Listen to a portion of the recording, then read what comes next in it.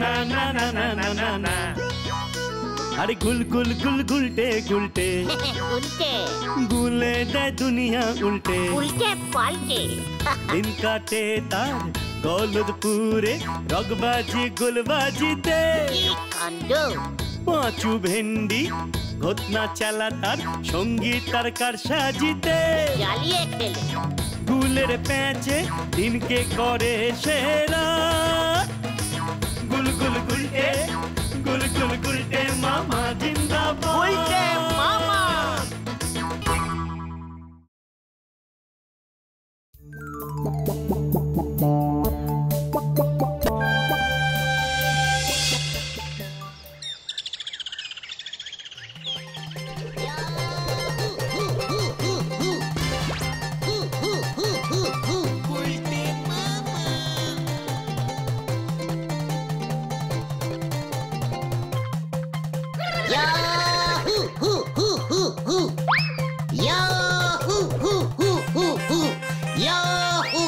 বলতে মামা এমন বেশে কেসটা কি গো?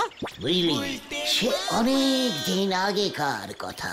আমি তখন থাকতাম হাতুড়ি পোঁতা গ্রামে। হাতুড়ি পোঁতা গ্রামের জমিদার ছিলেন পিসিমার শ্বশুর মশাই, মানে আমার পিসে মশাইয়ের বাবা গগনচরণ।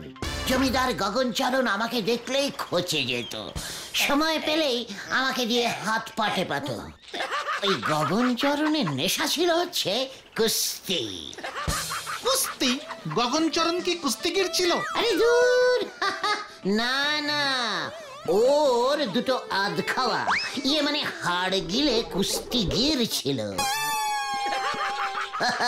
সারাদিন ওই দুটো কুস্তি লড়তো আর গগনচরণ বসে বসে দেখতো।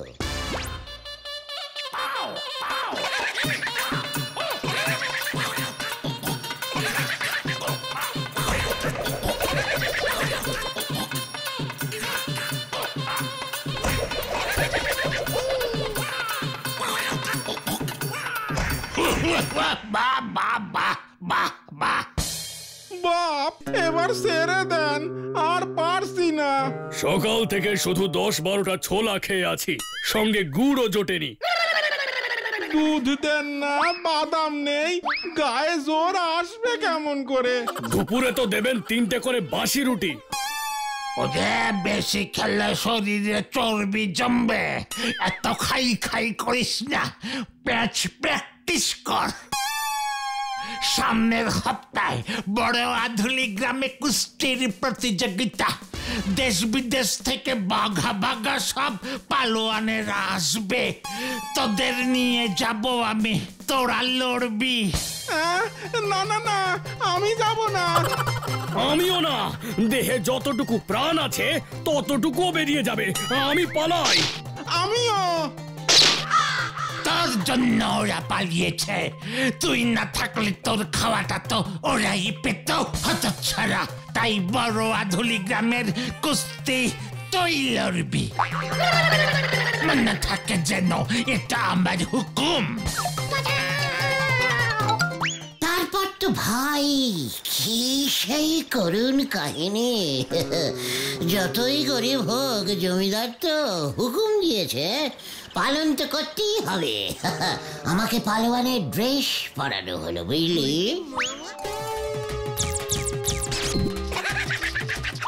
ওদিকে পিসিমা তো কেঁদে ভাসাচ্ছে। সবাই জানতো আমি আর ফুল বডিতে ফিরবই না। আমার ঘেঁটিটা ধরে নিয়ে রওনা হলো গগনচরণ। তারপর তুমি সেই কুস্তির প্রতিযোগিতা লড়লে? আমার তো তখন আর কোনো উপায় ছিল না রে ভাই। আমাকে সোজা নিয়ে গিয়ে দাঁড় করিয়ে দিল সে সময়ের 1 নম্বর ভুলো পালোয়ানের সামনে। ওরে বাবা, উফ, আমার সে কি কেলটাবুলাস অবস্থা তখন। আমি দেখছি আমার চারপাশে হরিবল হরিবল। আমার সম্বিত ফিরল যখন লড়াইয়ের ঘন্টা পড়ল।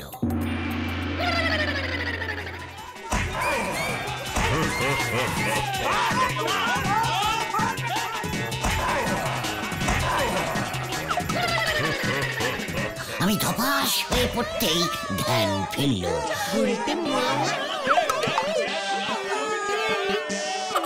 ভুলো পালোয়ান তখন গদার মতো হাত দুটো তুলে আমাকে ধরতে চেষ্টা করছে।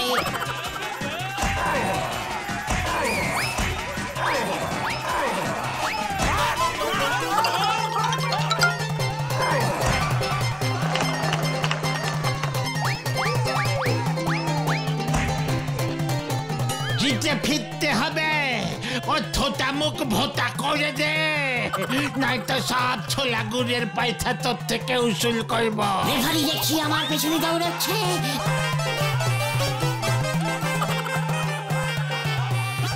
আমিও বললাম পুলিশ আর খেলবো না, লড়ে যা।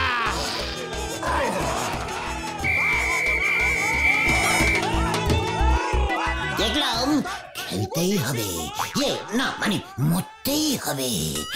আর মরতে যখন হবে তখন এভাবে কিছুতেই দাঁড়িয়ে দাঁড়িয়ে ওই ভুলোর হাতে মরবো না। লড়ে যা, ঠ্যাং খোঁজা করে দেব যদি ওখান থেকে না লড়ে পালিয়ে আছিস। লড়ে যা। আমারও হঠাৎ করে একটা বুদ্ধি এলো মাথায়।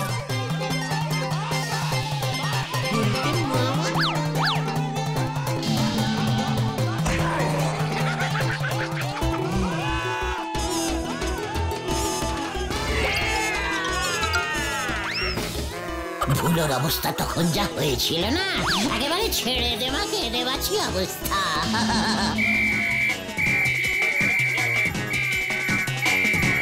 তখন দেখি রেফারি আমার ঠ্যাং ধরে টানছে, আর আমিও ভুলোর গোপ ধরে টানছি। কি কেলটা বুলাচ্ছি।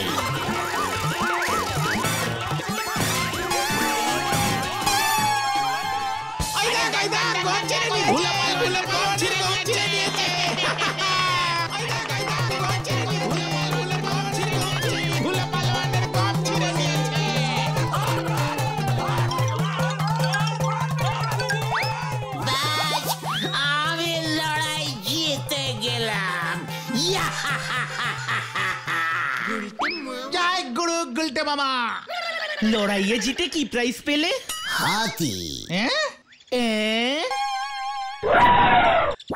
ওই হাতি জেতার পর তো সবাই আমাকে হাতি জেতা পালোয়ান বলে ডাকতো। জমিদার গগনচরণ বাড়িতেই একটা পালোয়ান পেয়ে বেজায় খুশি ছিল। তাই মারবার আগে গগনচরণের মাথার পাগড়িটা আর ওর নকল গোঁপটা আমাকে উপহার দিয়ে গিয়েছিল, বুঝলি? নকল গোঁপ? হ্যাঁ রে ভাইটু, জমিদার গগনচরণের জীবনে একটা আফসোস ছিল। জমিদার হয়েও ওর গোঁপ উঠত না। আবার পাকানো গোঁপ না থাকলে জমিদারও মানাবে না। তাই শহর থেকে এই গোঁপটা, বুঝলি, কিনে এনে সব সময় পরে থাকতো। শুধুমাত্র ঘুমানোর সময় চশমা আর গোঁপটা খুলে রাখতো। আর সেই গোপ আর পাগড়ি তুমি এখন পড়লে কেন গুলটে মামা? আজ সকালে পিসিমার পুরনো ট্রাঙ্কটা খুলেছিলাম, বুঝলি। জমিদার গগনচরণের এই পাগড়ি আর গোঁপটা দেখে ছেলেবেলার কথা মনে পড়ে গেল রে। প্রাণটা হু হু করে উঠল। মনে পড়ে গেল আমি তো সেই হাতি জেতা পালোয়ান। জয় গুলটে মামা। এই গলদপুরের সবার জানা উচিত, বর্তমানে বিখ্যাত আড্ডা মাচাও আন্দোলনের নেতা এই গুলটেচরণ গুহ এককালে ছিল জদরেল হাতি জেতা পালোয়ান। ঠিক ঠিক ঠিক। কিন্তু আমরা সেটা সবাইকে কিভাবে জানাবো গুলটে মামা? আরে দূর, সেটা না ভেবে কি আর বাড়ি থেকে বেরিয়েছি রে? জানি তো তোরা সবকটাই গলদপুরের এক একটা জাম্বো সাইজের বলদ। মন দিয়ে শোন।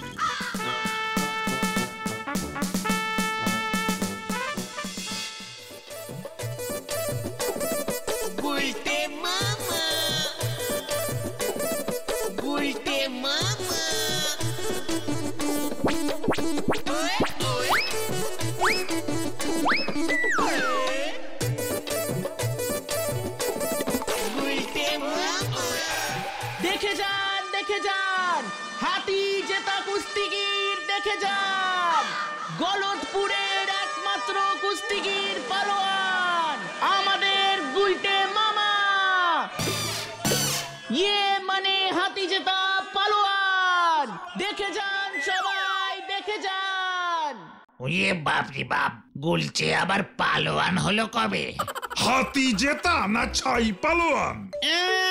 এই চেহারায় কুস্তি মস্করা করার আর জায়গা পাওনি তোমরা।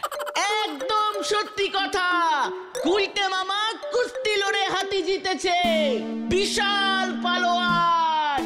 দেখে যান, দেখে যান, দেখে যান। ওরে বাপজি বাপ, ওরে বাপজি বাপ, তাই তো বলতেছি এখানে এমন চিৎকার জুড়েছে কে? গুলটে বাবু দেখতেছি সংসদে ঢং মেরে দাঁড়িয়েছে। হাতি জেতা পালোয়ান দেখো নড়াদা।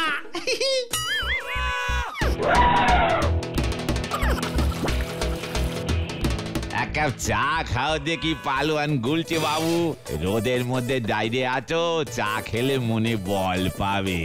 আমার সারা শরীরে এখন বল রে।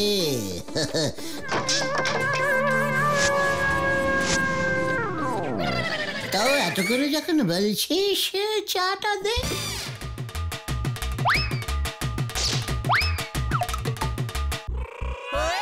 আসুন আসুন, বিনা পয়সায় পালোয়ান দেখুন। এ পালোয়ান দেখবো, চল চল চল পালোয়ান দেখবো। পালোয়ান এসেছে, পালোয়ান দেখবো, পালোয়ান। আসুন আসুন, শেষ সুযোগ, শেষ সুযোগ, দেখে যান। আসুন আসুন। এই নোরা, আরে কাপ চা দিয়ে যা তো। কই কই কই, হত সারাটা কই? হ্যাঁ,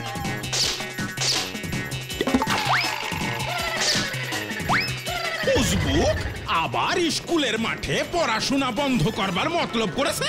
আমি এক্ষুনি বলহরি দারোগাকে খবর দেব। এ কি কেস গন্ডগোল মনে হচ্ছে। ইয়ে, হাতি জেতা গুলটে মামা। গুলটে মামা পালা। চল রে ভাই, অন্য জায়গায় যাই। এই খাও, বোঝো ঠেলা। এই উজবুক, পালাবি কোথায়? আমি থানায় তোর নামে নালিশ জানাবো রে হতচ্ছাড়া। মানে কথা একই বলছো হে হরিবল? ওই গুলটে হতচ্ছাড়া পালোয়ান হয়েছে, তাও একেবারে কুস্তি লড়া পালোয়ান। কি কাণ্ড! তাহলে আর বলছি কি? মানে কথা এতে তোমার আবার কাণ্ড কি হলো হরিবল? আগে বলো হরি। ওই একই হলো। এ সব কি বলছেন? স্কুলের হেড স্যার নটু বাবু ওই গুলটের নামে নালিশ করেছে, ওকে ধরতে হবে। কিন্তু কোন আইনে ধরবো সেটা তো বুঝতে পারছি না গোবিন্দ বাবু। শোনো হে হরিবল, পালোয়ানের কথা শুনে আমার মাথায় মানে কথা একটা মতলব এসেছে। দেখি তোমার জন্য আমি কি করতে পারি। উল্টে পালোয়ানকে এবার মনে হচ্ছে আমার কাজে লাগবে। রাখলাম হরিবল। আগে বলো হরি। কি কাণ্ড! হেড স্যার নটুবাবু যে সত্যি সত্যি আমার নামে থানায় নালিশ করে দেবে সেটা তো বুঝতে পারিনি রে। স্কুলের ক্লাসের সময় নাকি তুমি নষ্ট করেছো। ওই দিন নাকি অঙ্ক পরীক্ষা চলছিল, ছেলেরা নাকি পরীক্ষা না দিয়ে তোমাকে দেখতে ছুটে এসেছিল। কে বলেছিল এই ঘটনাটাকে এত চিৎকার করতে? চাপ বাবা। গুলটে মামা, ও গুলটে মামা, এক্ষুনি চলো, এক্ষুনি চলো, ঝোলা গোবিন্দ তোমাকে ডেকেছে। হোয়াট? গোবিন্দ গুছাই আমাকে কল দিয়েছে? হ্যাঁ, বাবাকে দিয়ে বলে পাঠিয়েছে। বাবা আমাকে বললো এক্ষুনি আমি যেন তোমাকে বলি। একদিকে নটুবাবু, অন্যদিকে ঝোলা গোবিন্দ, আরেকদিকে বলো হরি দারোগা। সবাই একসঙ্গে। আমার পালোয়ান হওয়াটা ওদের সহ্য হচ্ছে না রে। তাহলে কি তুমি যাবে না? আলবাত যাবো, আলবাত যাবো। ঝোলা গোবিন্দের সঙ্গে বলহরি দারোগার যা ইন্টু মিন্টু সম্পর্ক, কখন আবার কি কমপ্লেন করে দেবে কে জানে। তার থেকে বরং চল শত্রুর সঙ্গে মুখোমুখি সাক্ষাৎ করে আসি। চলো উল্টে মামা।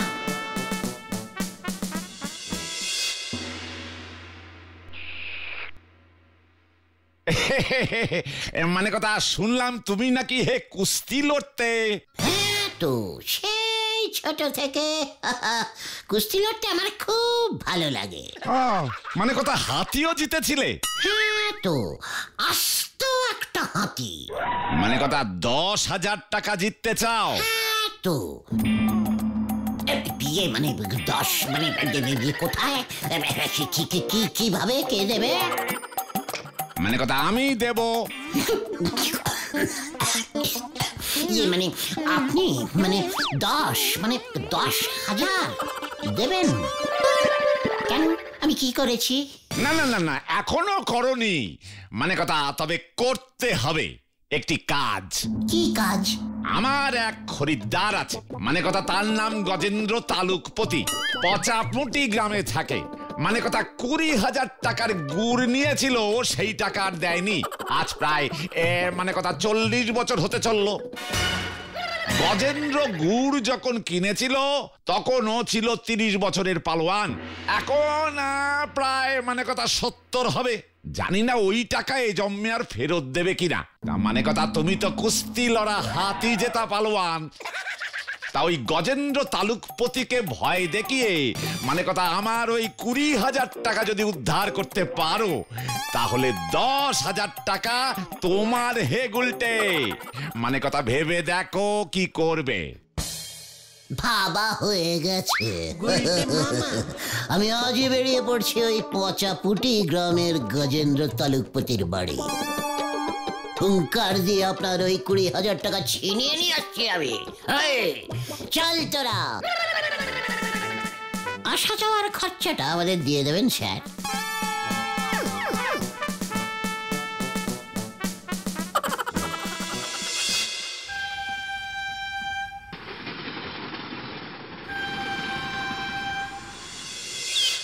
গুলটে মামা।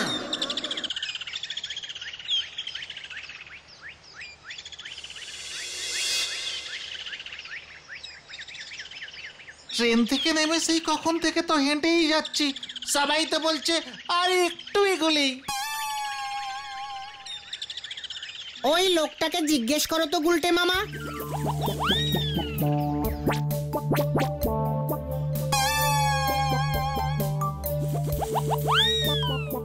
এই যে শুনছেন?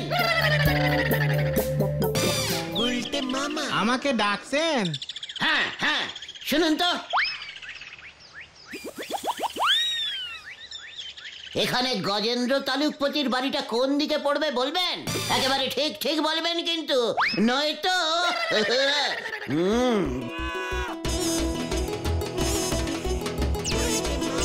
দেখছেন তো আমি কে? কে? ওই গজেন্দ্র পালোয়ান? হ্যাঁ, ওর বাড়ি চিনি তো। পালোয়ান? ইয়ে মানে পালোয়ান? হ্যাঁ তো, আমি হলাম একজন হাতি জেতা মস্ত পালোয়ান। দেখলি কেমন ভয় খেয়েছে, সব ঠিকঠাক গড়গড় করে বলে দিচ্ছে। ও, আপনিও পালোয়ান বুঝি? তা গজেন্দ্র বাবুও তো পালোয়ান, জান না, গেলেই বুঝতে পারবেন। মানে ও কি বলছে রে? হ্যাঁ, গোবিন্দ বাবু তো বলেছিল গুলটে মামা। আমার এক খরিদ্দার আছে, মানে কথা তার নাম গজেন্দ্র তালুকপতি। গজেন্দ্র গুড় যখন কিনেছিল তখন ও ছিল 30 বছরের পালোয়ান, এখন প্রায় মানে কথা 70 হবে। এইবার বুঝতে পারছি। ঠিক আছে দাদা, আমি চললাম। এই ঝোলা গোবিন্দর মনে এই ছিল। তবে তোরা ভয় পাস না, গজেন্দ্র বাবুর বয়স এখন 70। এটাও ভুলে যাস না, ওই বুড়ো পালোয়ান আমাদের কিছু করতে পারবে না, বুঝলি? ঝোলা গোবিন্দ এতদিন ধরে টাকাটা উদ্ধার করতে পারেনি কেন তাহলে? ওরে ঘটনা, এই কথাটা তোর অনেক আগেই বলা উচিত ছিল। এখন চল, নগদ 10,000 টাকা কিন্তু আমাদের চাই। তারপর থেকে আমার নাম হবে 10,000 পালোয়ান। Follow me.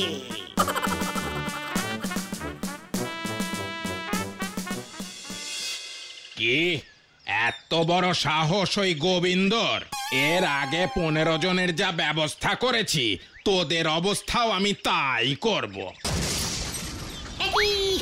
গজেন্দ্র বাবু, এমন কথা বলতে নেই। আমিও একজন পালোয়ান, আপনিও একজন পালোয়ান। পালোয়ানে পালোয়ানে পালাতুতো মানে মাস্তুতো ভাই। ও, তুই পালোয়ান বুঝি? গুলটে মামা। দেখে তো মনে হয় না। এই যে আমার পাগড়ি। রাখ তোর পাগড়ি। পালোয়ান ছিলাম আমি, রোজ 1 কেজি গুড় দিয়ে 5 কেজি ছোলা খেতাম। সেই গুড় কিনেছিলাম গোবিন্দ বাবুর কাছ থেকে। ওই গুড়ে ভেজাল ছিল। খেয়ে আমার এমন পেট ছুটেছিল যে 2টো লড়াই আমি হেরে গেছিলাম। এইবার বুঝেছি আপনি কেন ওই ঝোলা মানে গোবিন্দবাবুকে টাকাটা ফেরত দেননি। আপনার তো অনেক বয়স হয়েছে স্যার, বলছিলাম টাকাটা ফেরত দিয়ে দিন না। ধার রেখে উপরে গেলে পুরো পালোয়ান কুলের মুখ পুড়বে স্যার। কথাটা আমিও যে ভাবিনি তা নয়। বেশ, তুই যখন নিজে একজন পালোয়ান হয়ে আমার কাছে এসেছিস, তবে আমার সঙ্গে লড়ে টাকাটা নিয়ে দেখা। কুস্তিতে জিতলে টাকা তোর। কি রাজি? মানে ঠিক আছে, রাজি। তবে চল।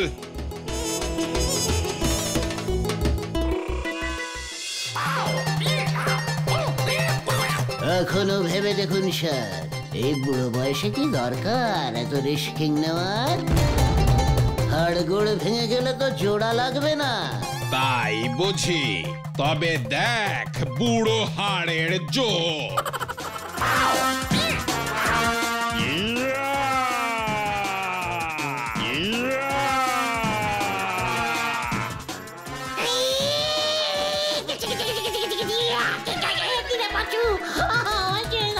আমি বাড়ি যাব, আমি বাড়ি যাব।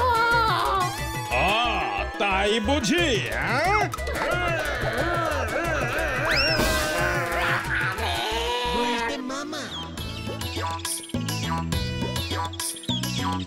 সরে যান, সরে যান। হসপিটাল কেস, সরে যান, সরে যান, সরে যান। আমি কি বুঝেছি নাকি রে ওই ঝোলা গোবিন্দ আমাকে এভাবে ফাঁসাবে? এই পুরো প্ল্যানটাই ওই হেড স্যার নটু বাবু, বলহরি দারোগা আর গোবিন্দ বাবু মিলে করেছে গুলটে মামা। আমি নিশ্চিত। আমি অনিশ্চিত। আমি আর পালোয়ানগিরি করবো না রে ভাই টুকন। নরমাল গুলটে মামা হয়ে থাকবো। জয় গুলটে মামা, জয়। গুলটে মামা থাকাই ভালো রে।